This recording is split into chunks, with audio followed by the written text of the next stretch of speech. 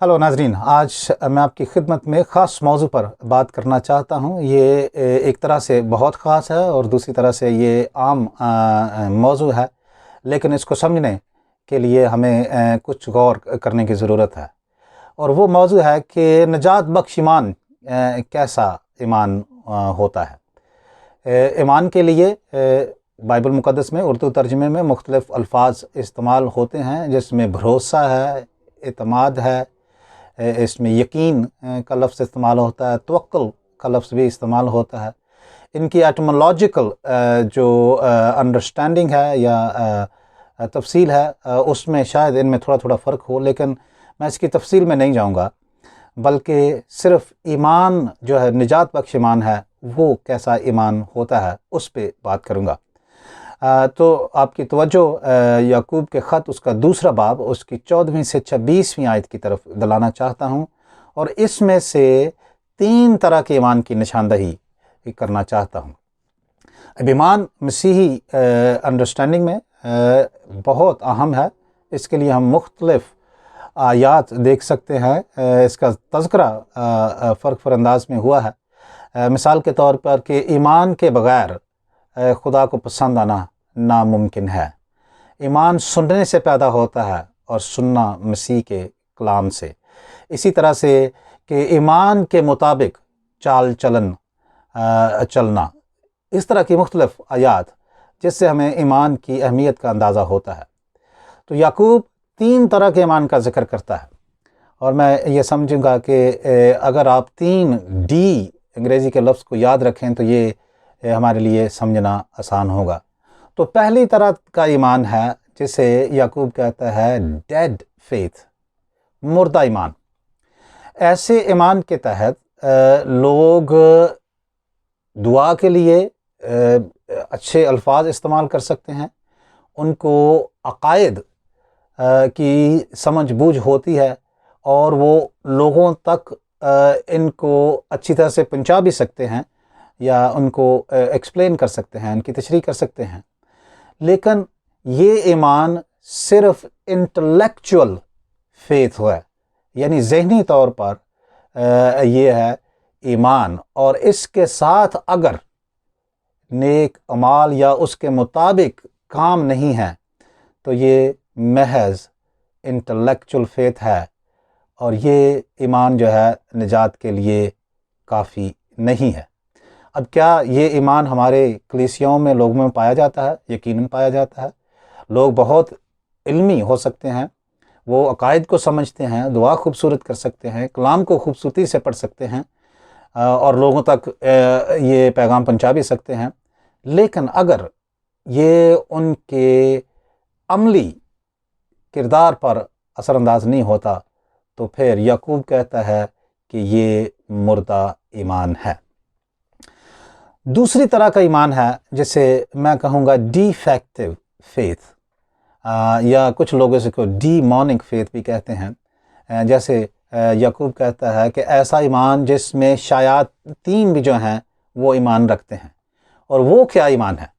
اس کے مطابق یہ ہے کہ شیاطین جو ہیں، یا ڈیفیکٹو فیتھ ہے جو ہے، وہ ہے کہ شیاطین، جیسے یعقوب کہتا ہے کہ اس بات پر ایمان رکھتے ہیں کہ وہ خدا کو ایک مانتے ہیں، وہ خدا کے وجود کو مانتے ہیں، وہ یسوع مسیح کو خدا کا بیٹا بھی مانتے ہیں، اور یہ بھی مانتے ہیں کہ وہ عدالت کرنے والا کرے گا۔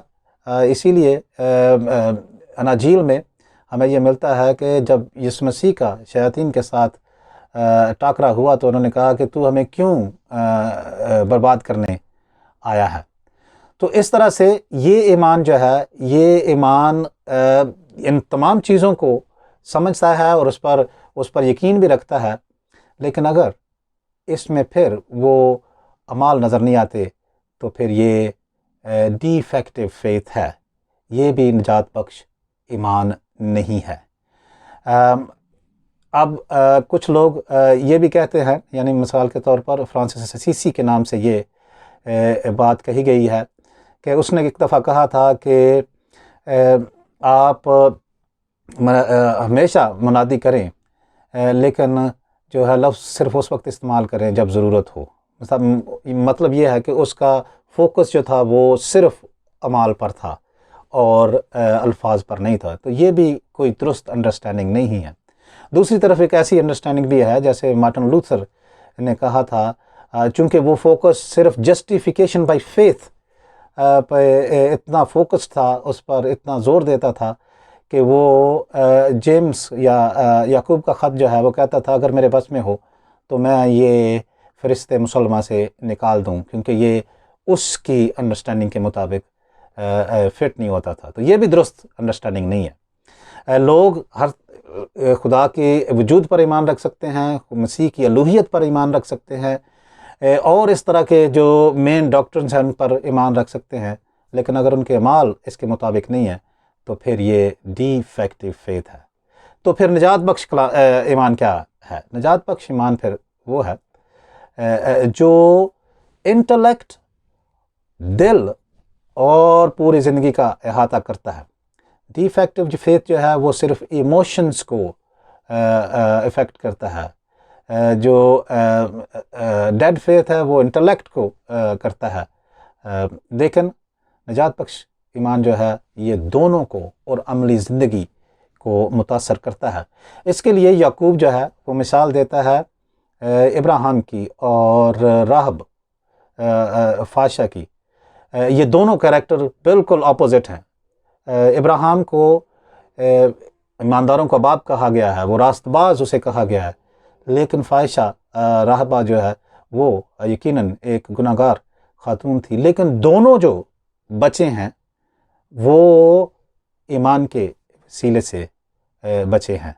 تو اس طرح سے جو نجات بخش ایمان ہے وہ عملی زندگی میں ظاہر ہوتا ہے.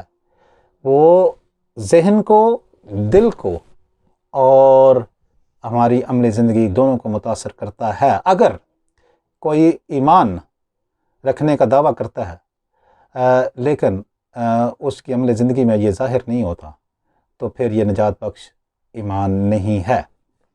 اس لیے یہ یاد رکھنا چاہیے کہ ڈیڈ فیتھ ہے، ڈیفیکٹو فیتھ ہے، اور تیسرا جو ہے وہ نجات بخش ایمان ہے جسے ہم ڈائنامک فیتھ بھی کہہ سکتے ہیں. تو اس طرح سے 3 ڈی ہیں: ڈیڈ فیتھ، ڈیفیکٹو فیتھ اور ڈائنامک فیتھ. اور مسیحی ایمان جو ہے یہ ڈائنامک فیتھ ہے.